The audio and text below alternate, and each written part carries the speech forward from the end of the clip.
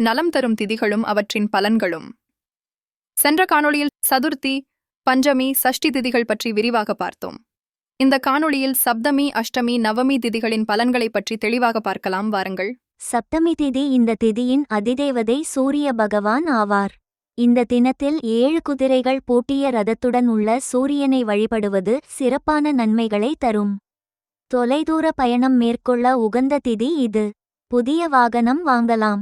புதிய ஆடை, அணிமணிகள் தயாரிக்கலாம். வீடு, தொழிலில் இடமாற்றம் செய்து கொள்ள சிறந்த திதி இது. திருமணம் செய்யலாம்.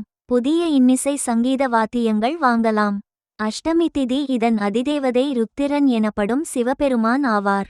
வீடு மற்றும் தங்களுக்கான அனைத்து வகையான பாதுகாப்பு நடவடிக்கைகளை மேற்கொள்ளலாம். புதிய தளவாடம் வாங்கலாம். நாட்டியம் பயில்வதற்கும் சிறந்த திதியாகும். நவமி திதி இந்த திதிக்கு அம்பிகை அதிதேவதை ஆவாள். எதிரிகள் பயத்தை போக்கும் திதி இது. தீமையான விடயங்கள் அனைத்தையும் ஒழிப்பதற்கான செயல்களில் ஈடுபட சிறந்த திதி இது.